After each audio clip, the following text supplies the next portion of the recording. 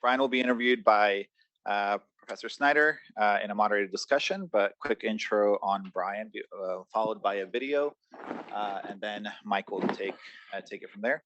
So Brian Johnson is one of the world's most measured humans. Joining Professor Mike Snyder in this, I don't know if I should call this an achievement, but I do think it's definitely notable recognition. And say, Johnson sold his company Braintree for $800 million in 2013. Since then, he's been investing millions to slow and reverse his aging.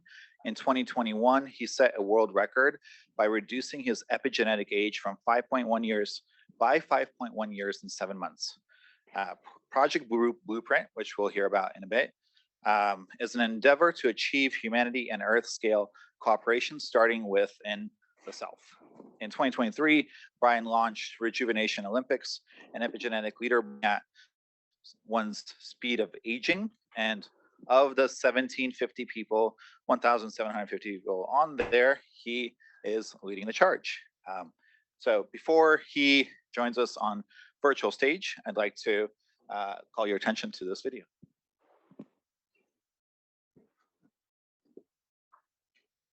This one is metformin. This is given typically to diabetics. It's been also taken off label longevity purposes. The people who I admired the most did things typically over a multi-decade time frame. People who in their time and place, they surveyed the landscape of things that they can do, and they identified the thing that can barely be seen and say, I'm going to try to do that thing.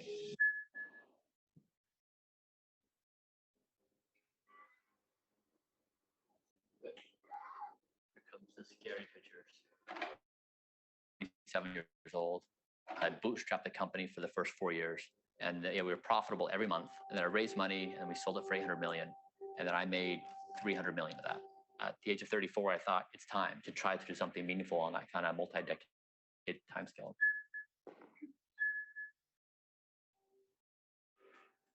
My objective with Blueprint is to demonstrate aging escape velocity using the best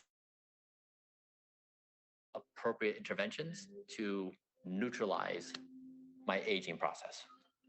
1.8, so even better than last time. So I think my first one was 3.4. A few things have distinguished what I've done to date. As far as I know, I'm the only person that has publicly posted my data. So I'm not saying, here's my protocol and believe me. I'm saying, here's my protocol, here's all my data, and here's what I'm experimenting with next, and here's where I've made mistakes, and here's what. It's really a stacked process of maybe 100 different things I do, because you have to think about the body in its entirety. 118, is that right? Mm-hmm. How the heart ages is different than how the lungs age, and how the lungs age is different than how the brain ages. You have to really think about it from a holistic perspective. So it's the common things like diet and exercise, but it's also a much broader consideration. So I have a team of doctors that I work with. We just go through this rigorous process of measurement, gold standard science, implementation, measurement is produced near perfect health for me. No matter how extreme I've had to be, no matter how eccentric people perceive me to be, because I'm outside the norms, demonstrating that age can be arrested would change everything.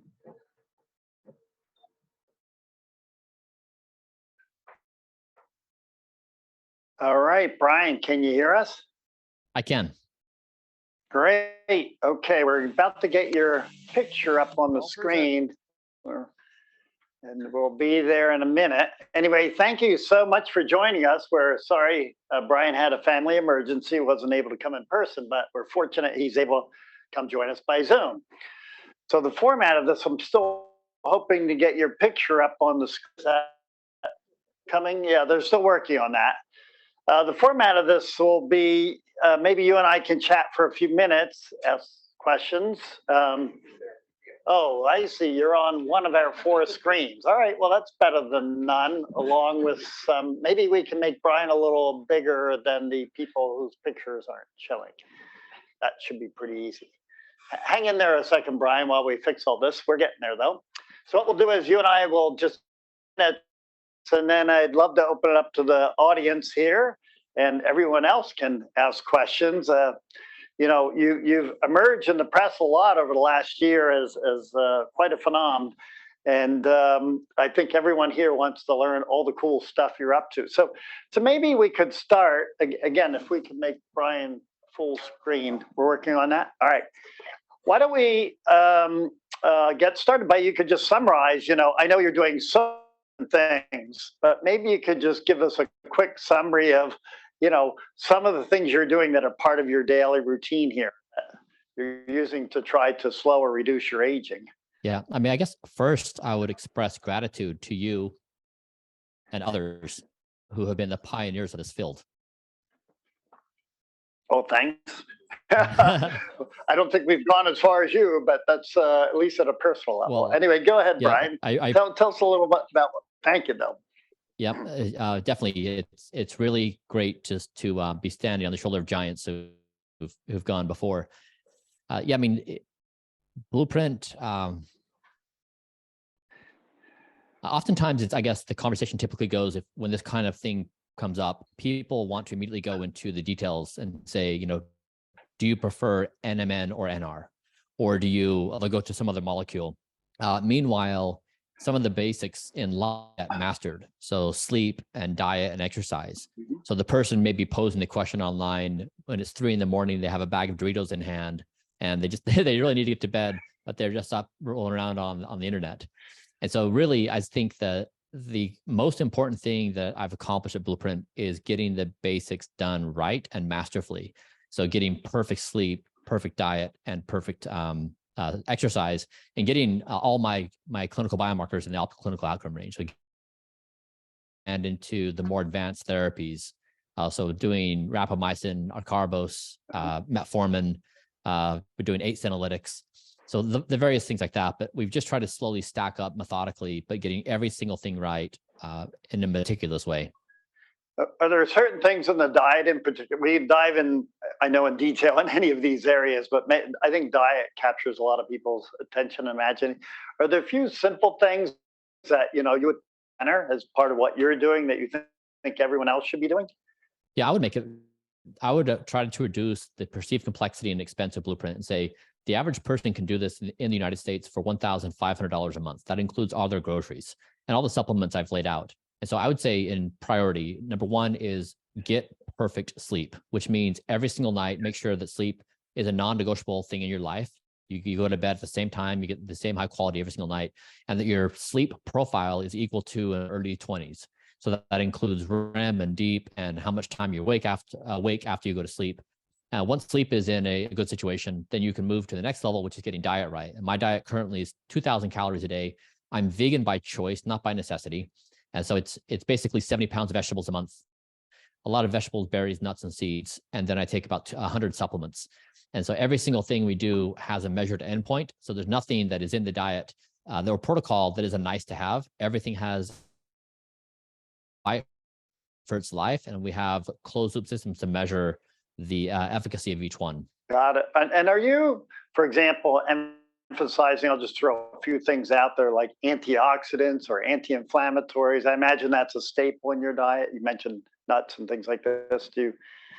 I assume, again, you want to elaborate on any of those things? Are there any particular class of sort of dietary things you either supplement? And I think what I saw online, fiber is obviously a big one, but how about on the supplement side? Are there some things that really, you feel really good about that you'd like to share with the audience here? Yeah, I mean, it's 100 supplements. And so basically we're trying to say what fills in for basically an appropriate diet, but then also what's going to slow the speed of aging as much as possible. So the epigenetic stuff we did, I guess we kind of take it with a grain of salt. Like epigenetic, as we know, the epigenetic tests are still silver standard. They're not phenotypic markers. So it's kind of a fun thing to say, but it's not really something we're tying to clinical outcomes.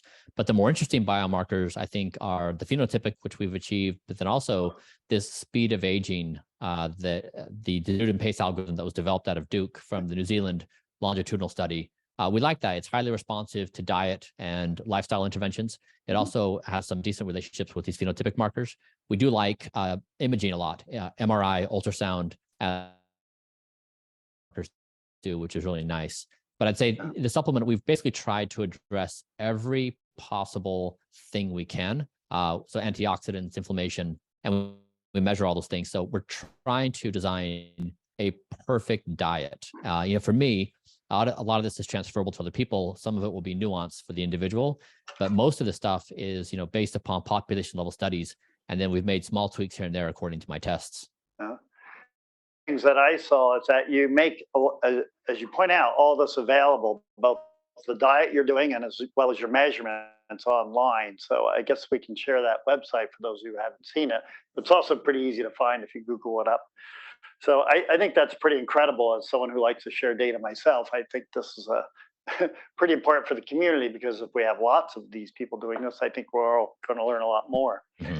So maybe you could dig in. Another thing that I think a lot of people in this do is exercise. And there's always a lot of debate. Should you be a long distance runner? Should you be a sprinter? Should you be, and love to hear about the form of exercise you're doing, and how long do you do it? And is it high intensity? Is it, cardio? Maybe you can dig in that a little bit deeper.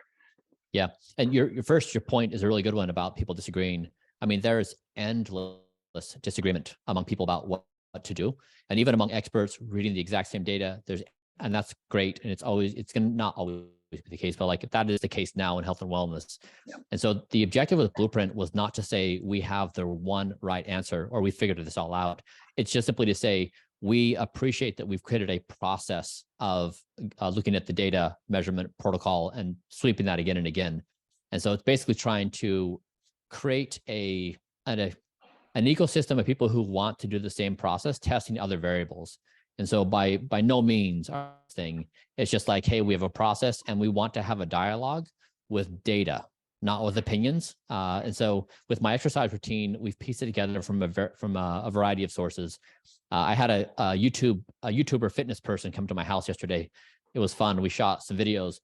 He's 28 years old. And he said, you just absolutely annihilated me in the gym. I just took him through my normal 32-minute workout, but he was doubled over and panting. He just said, I cannot believe it. You've got the energy puppy. So, I mean, that's a single data point, but I do try to basically flex and stretch every muscle of my body every single day. So I do 30 to 60 minutes a day. I do cardio and weights and a lot of flexibility. Cool.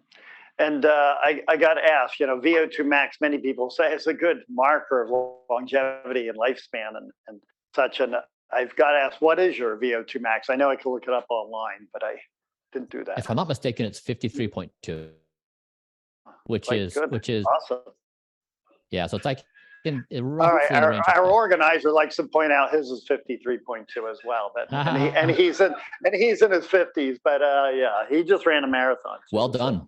So, anyway, you guys are going to go neck and neck, I'm sure. Okay. Let's see. I want to give plenty of time to open this up. We have a high interest audience here in longevity, and so why don't we get started with that? Any questions? Which way do you measure your VO2 max? You mean running versus biking, or? Oh, yeah. His film had a mask, but what? Do you want to answer that, Brian? Yeah, I did on a bike for the first 2 times, then I running last time, both with all 3 times with a mask. Yeah. Okay. Good. He says thumbs up. All right. We need to pass the mic around if we could, Artem. Thanks. So we've got several in the back here, and we'll start spreading. Too young to have any, but are there any particular acute conditions that you're managing that might be inherited risks, like diabetes, cardiovascular disease, anything like that? None that we've identified. I did find one bombshell though. Time bomb rather, is we were doing a routine MRI and we found some stenosis in my jugular veins. And we did further MRIs and we found that I had some potential intracranial pressure. And so after a bunch of additional RVs, MRAs, we found that I have congenitally small jugular veins, so blood flow from the brain, which was causing some undesirable effects in the brain. My white matter hyperintensities were bioaged around the age 60. And so we kind of went into red alert mode as a team. I had been waking up at nights with these splitting headaches. I didn't know why I had them. And so I would run downstairs and do a COVID test and it was never positive. So I couldn't quite understand why these piercing of options, surgical options, and we also found a physical therapist who specialized in this. And we found out that with some physical therapy, I could largely make some postural changes with the way I had my my neck that dramatically improved it. So I'm symptom-free. The white matter hyperintensities have gone down roughly by 21 years. But we did extensive measurement. Like for example, even in my bed, we have a Epic ultrasound machine in our clinic in the house here, a medical flow rates of my jugular veins according to my posture when sleeping. So we looked at the flow rates when I was on my back, on my left side, my right side, and then on my stomach. And so we started to evaluate. I guess at that level of granularity got really fun because we could really see what was happening within this flow. So I'd say that's probably the biggest thing we found is like, is there something life-threatening that's just lingering and waiting? And in this case, you know, it was really bad posture, which was a primary cause. Even though I do have this congenitally small veins, it's been able to largely correct itself with posture. Huh, okay. Which way do you sleep? On your back or on your side then? I have higher flow rate on when I'm on my right side, but I can sleep on my left side and it's fine and symptoms don't emerge. I cannot sleep in my stomach or my back. Interesting.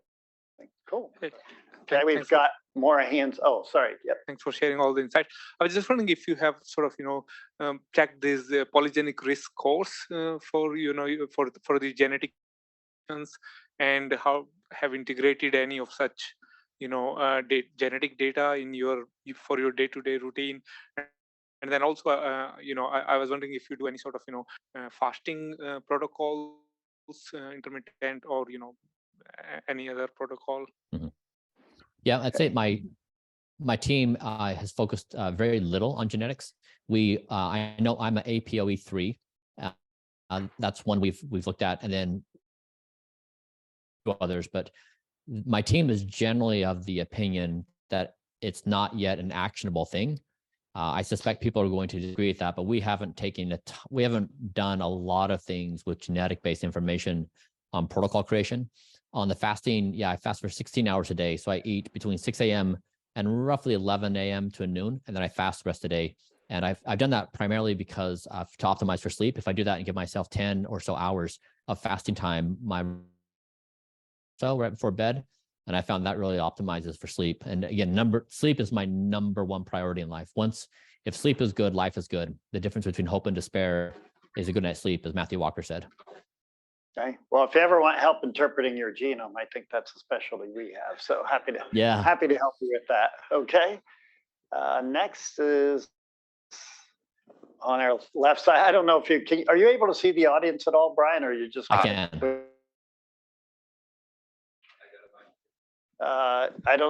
Who would you like, Art? Go ahead. We'll do this one. Please. Hi, Brian. I'm Roland. I follow your work. I find it incredibly important. And I have two very short questions. First one is, when are we going to get Blueprint as a service for customers? And the second one is, what part of Blueprint are you currently doing but haven't talked about in the public yet? Maybe you can share some of that with us. Yeah. I hope to have a Blueprint product out in 90 days. And so the most difficult thing, so we're looking at this from where the highest potential advantages of effect and what's the hardest thing to do. And the supplement stack is currently very hard. So it's 100 different pills. And so to get that many pills and get it organized is very hard and it's expensive. And so we've designed a product that we think we can get that down to like 18 grams of a single scoop a day, and then a few additional pills. And so making that easy so people can just get the basics and we aging.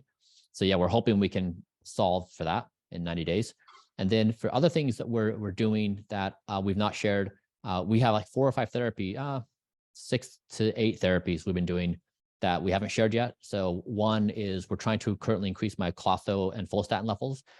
So far via a electrical stimulation via a suit. And so far we've had an 8.1% increase over 6 weeks with Klotho. So it's exercise on a regular basis. We've also done a lot of senolytics. We have 8 senolytics that we have in the protocol. We haven't reported on that. We did a therapy for B line reduction in my lungs. So I already had increased B lines. B lines are bad, A lines are good, either fluids or solids. And so we tried a 30-day course of azithromycin nebulized.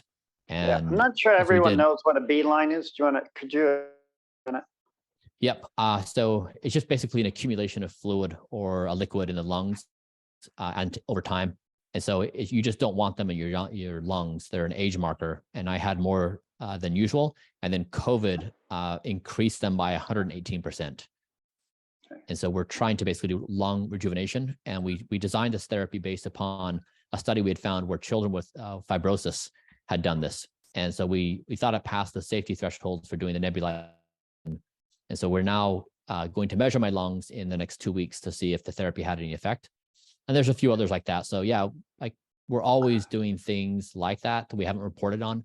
And once we get to some point where we can report out the results, whether it's positive or negative. Great, thanks. We'll go over here. What we'll do is switch back and forth, and I think on the two microphones. Go ahead, please. Hi, Brian and Sally. I have a question regarding biological clocks. So of course, you have done it. So what we've seen is some of the clock measurements are not necessarily stable or repeatable at times, right? And also there are so many different kinds, even just among epigenetic clocks, there are so many different kinds of epigenetic clocks. And then you have pheno clocks, you have, other type of clocks. What's your view on what's the best way to look at and utilize the biological clocks? I'm not sure if they're usable yet. I mean, I think maybe they're interesting and fun. I don't know. There, people in that room know a lot more about this than I do, but based upon my discussions with experts, they're emergent, they're interesting. They're not yet gold standard like phenotypic markers. So it's been something we've been playing around with. When we did last year with my clock measurements, we thought it was fun. I mean, no one had ever done this publicly in terms of we implemented Blueprint. We did before and after measurements. We looked at 6 clocks. So we thought, not just picking one over the other. Trial was the only one that before that really looked at a kind of a different measurement on clocks. So we thought it was a fun way to bring attention to this new emergent measurement system. We currently like a lot the DNA methylation that's being used by TruePace, which is this Denudin pace methylation clock. It's built upon a multi-generational longitudinal study. A longitudinal study out of New Zealand. I think they're like the 5 decades in. And we like that because it's been highly responsive to our intertriction and other things like that. So I say clocks are up and coming, but certainly not powerful like phenotypic markers are. Yeah, there's a lot of discussion right now. What is the best way to measure this? And I think there's actually a whole biomarker consortia forming around this topic. My experience with the clock is everybody chooses the clock that gives them the youngest age. So exactly. You shop around till you find one that makes you 22. Yeah. Thanks for the nice work you're doing. This is Stefan speaking. So I was wondering, since there are new, basically interventions, potentially extending lifespan coming out every day, and you're using many of those at the preclinical or pre-tested stage, do you have some sort of rigorous testing procedure whether a new intervention might be for you or not? We do extensive assessment on safety profile. And then if it passes safety, then we walk into a clinical grade protocol design. So we'll actually write the entire thing out, and then we'll have a peer review. So we'll get a collection of people who would want to think it's too dangerous to move forward, then people who would want to offer constructive criticism. We get a range of opinions on everything we do. So it's a process: safety, clinical grade protocol, peer review, and then we implement. We either implement or scrap it. So you basically do your own clinical trial. We do. We try to be biostatistics. I mean, the team is, I would say, when I have gone out and interfaced with the healthcare system generally, the error rate is about 50% in my personal experience. And my team has yet to make an error. I mean, it's methodical, they're careful. We have all these checks and balances in place. And so my personal experience, the team I have now does a substantially better job than the current system, which is not surprising. These practitioners, that is not a knock at all. Practitioners, they are working in a system. They don't have time to be reading papers all the time. So it's just kind of the nature of the game. But yeah, we try to really elevate the game of what we're doing. And again, Blueprint is not, it is simply trying to say, we can move forward as a community. We are a data point that can be referenced. It'd be wonderful if people could beat us, because then people would have more viable options. but we're really just trying to move the community forward at a faster speed and with a certain level of rigor and focus on data. Great. Yeah. Cool. Thank you very much. How big is your team, by the way? Just curious. How many people are working with you to look at your health? 30. 30. Wow. Okay, great. Yeah, Brian, thanks for sharing your story. Curious if you've integrated things like sauna therapy, cold plunge, hyperbaric oxygen, and how they fit in, and if you found them effective. Mm-hmm. We basically do nothing that the internet loves, and do any cold therapy. We don't do hyperbaric. We just completed a comprehensive analysis of hyperbaric. We couldn't find the justification to do it. It appears as if it might be effective in acute situations, but in what we're trying to do with any indication I have, whether you're trying to take down white matter hyperintensities or some other objective, we just could not find a pathway for the evidence to support doing it. And then the cold plunges, again, we're open to looking at the evidence, but my team has not incorporated any of the things that are currently popular in current culture. Okay, thanks.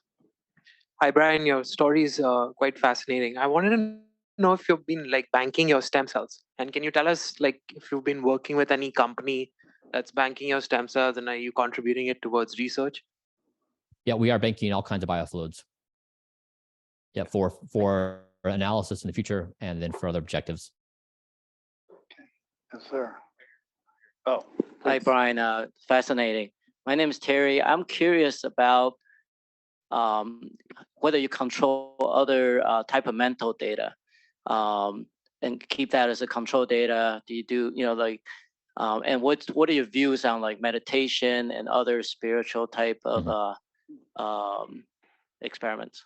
I do meditate. I also do breath work. I mean, I started Kernel for the entire to routinely and easily access our brain to get a high quality data. MRI is really great. EEG is, has its potential strengths and weaknesses, but nothing really in the market enables us to get good high quality data from the brain routinely. MRI is just very hard. fMRI and MRI is very hard and expensive. And so I guess in my personal experience, when I was building Braintree Venmo, I had 3 little babies. I was doing the startup thing. I was depressed. Religion I was born into, and it just absolutely a miserable existence, like just hopeless, and I just didn't want to live. And so I guess I've been to that place in my life. I know what it feels like to not have hope, and I'm not there anymore. I've never been happier. I've never been more stable. I've never felt more expanse in my conscious experience than I do right now.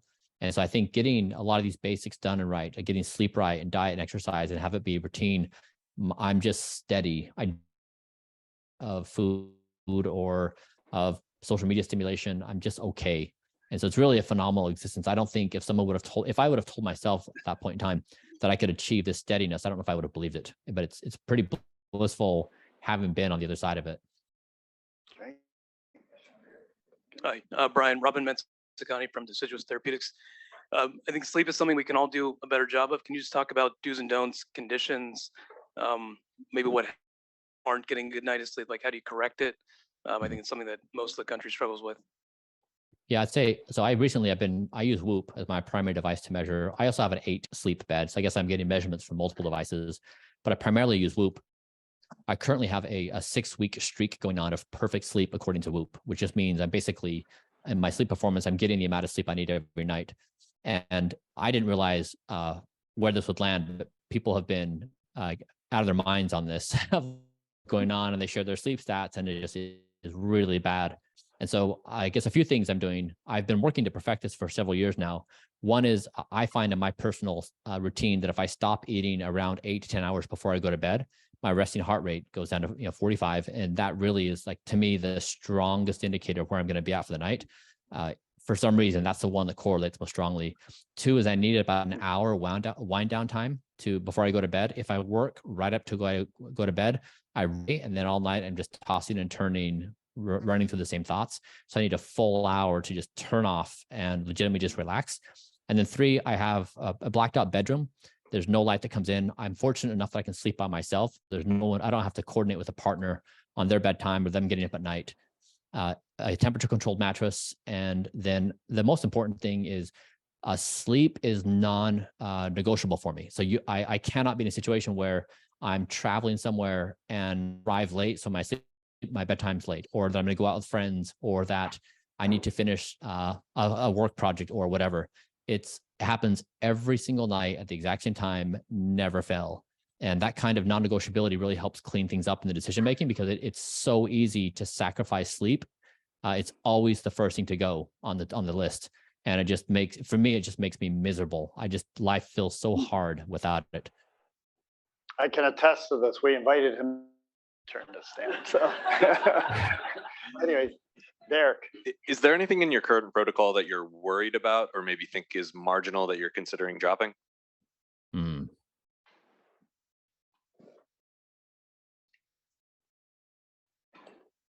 Nothing that immediately comes to mind. There is one therapy we concluded over a 6-month time span that we'll be public about in a few weeks' time. How it goes. I mean, even the blueprint as it is was pretty controversial. This one is going to be more so. That would probably be the closest in terms of where I think experts would jump in and weigh their opinion. So I guess your question will be answered in a couple of weeks' time when we share what we've been doing. But outside of this one thing, like even doing the nebulized azithromycin for the lungs, that's one of the more advanced things we've done. I think it's safe. So no, I think our team really plays it safe. We've been looking into gene therapy as a next level thing to do. We can't quite get comfortable with it yet, but we're there in terms of trying to analyze the safety and the potential benefits. But we're there now because we kind of knocked out all the low-hanging fruit. So we're walking into more risk zones, and we're trying to figure out how to navigate them. Got it. Yeah, that's some of that's been presented here. Let's see. Hi. I appreciate that you mentioned that you didn't automatically do anything that's popular on the internet. You gave it a thought, and mostly, if not all of them, you didn't do. I've had this question in my head for a little while. It actually does link to some of the things you've already said. It strikes me that a lot of this takes a lot of precision and control. You mentioned also the sleep just a minute ago. Buys control, having full control. Have you trained in what to do when just the luck isn't your way? I know it's not something you've never faced before, because you mentioned the example of the smaller, congenitally smaller jugular veins. And what if with your sleep, the next storm that comes along, the tree that gets knocked down is the one in your yard or your neighbor's yard, and your sleep is erupted? How do you deal with the practical this? And yeah, has it been an attitude thing that you've practiced also? Yeah, I do find that when I'm consistent on my routine, I have some built up resilience. So if I have a bad night's sleep or two, I can feel it a little bit, but it's fine and I can bounce back. When I get to the third or fourth night of a bad night's sleep, it really starts to hit me. So I know that I have some level of bounce inside of me for the various unexpected events of life. So I really maintain that resilience. Like, for example, when I avoided it for 3 years, and I heard what all of us heard, which is like, I had the sniffles a couple of days, had a fever, but honestly fine. And then, of course, you heard some of the more dramatic reports of people looking at the autopsies of the brain after people died, and then also lung damage. But I had these longitudinal measurements for myself, so we got to see in real time the effect it had on my heart and my lungs is terrifying. Like, it's a really bad situation. And so seeing what effect it had on my lungs, it makes so much sense that someone in their 60s, 70s, 80s, how much lung capacity would instantaneously be on a ventilator. Like, they just don't have the resiliency. So it's really been a good lesson for me to your question of like, what amount of capacity do I have to absorb shock? And now we're trying to get that back with the lungs of the damages we've suffered from COVID. And then also getting my lungs rejuvenated anyways. But it's a good thing to say we want money in the bank for when the crisis comes, so we can not be in the red.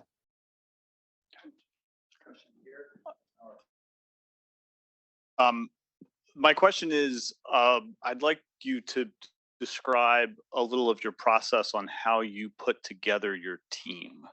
I think there are a lot of people in the world who have as much money as you and might be interested in that. And I think if more of them did approximations of this, not just by copying you, but by putting together their own teams, that might actually be good for the field more broadly.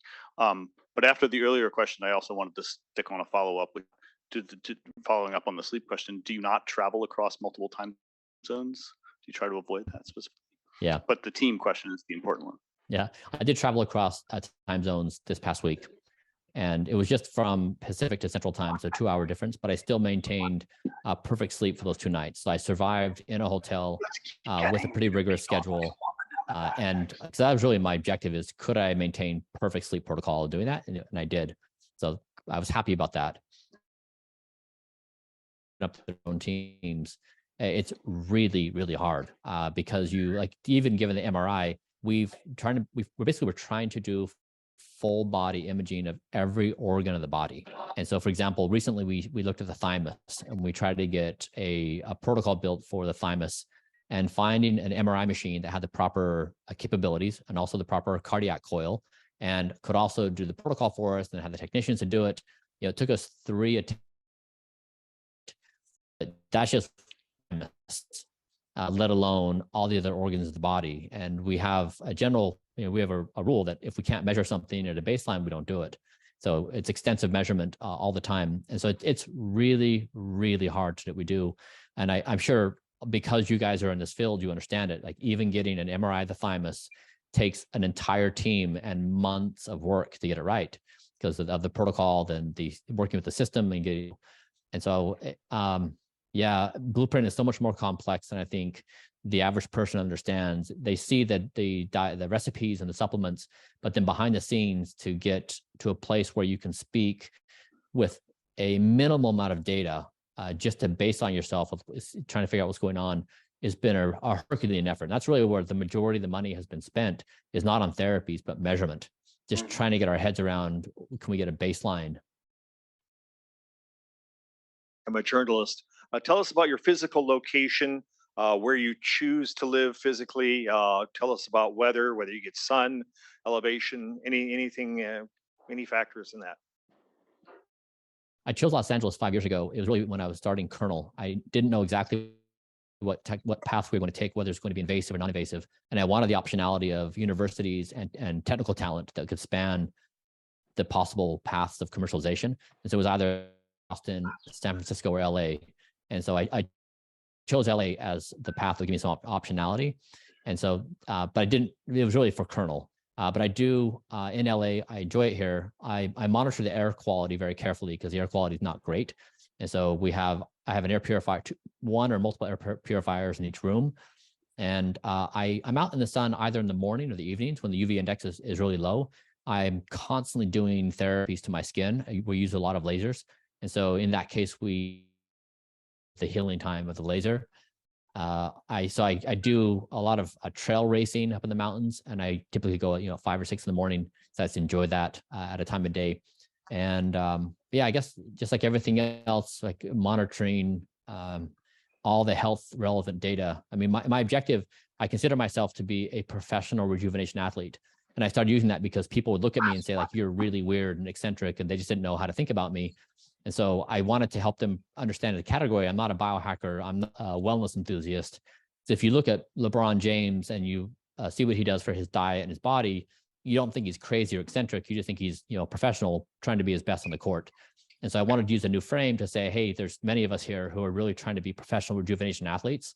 And so we're going to look a little weird to you, and it's uncommon, but it actually makes sense when you put it in the context of we're really trying to push the envelope to show what is possible here. Great. Last question for the sake of time. Okay. It's a lot of pressure. Thank you. I was wondering to what extent you feel your protocol and optimization is personal versus translatable and universal. And also if you can comment on females. And I recognize I'm asking you to mansplain to me, but I am really curious to know about, what about your protocol you think is translatable to women? Yeah. Thank you. That's the number one question we get is for females. It's a major now is it would be really nice to have a female counterpart and do this.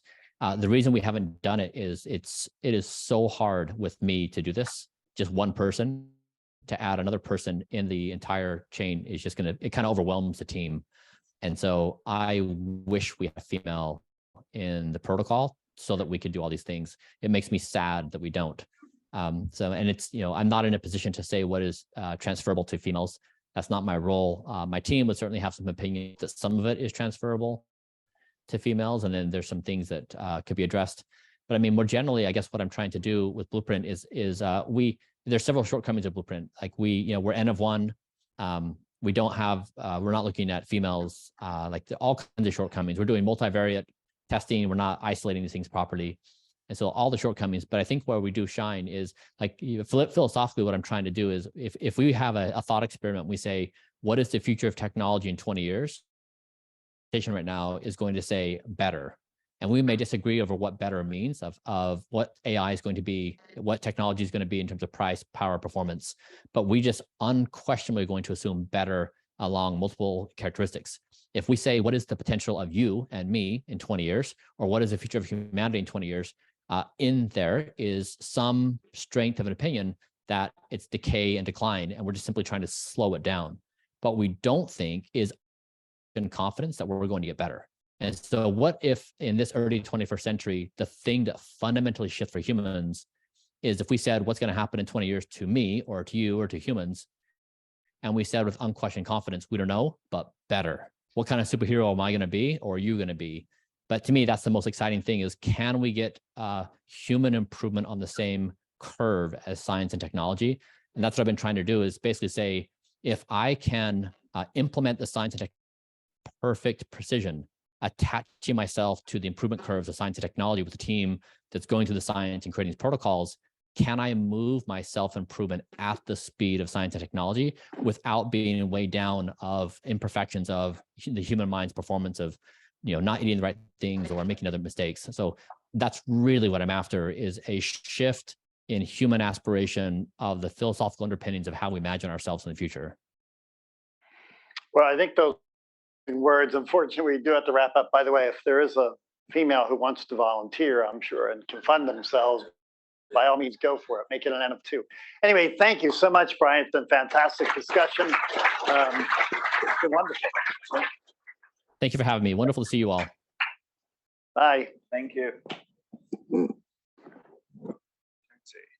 Thanks again, Brian. As we get set up again here, I'm going to introduce our next speaker. And I know we got everyone who had a question. Unfortunately, for the sake of time, we had to minimize this. But in any case, I'm sure we'll figure out a way to get additional questions and follow-ups. But I'm going to introduce our next speaker, Dr. David Furman. He is the director of Stanford's 1000 Immunomes Project.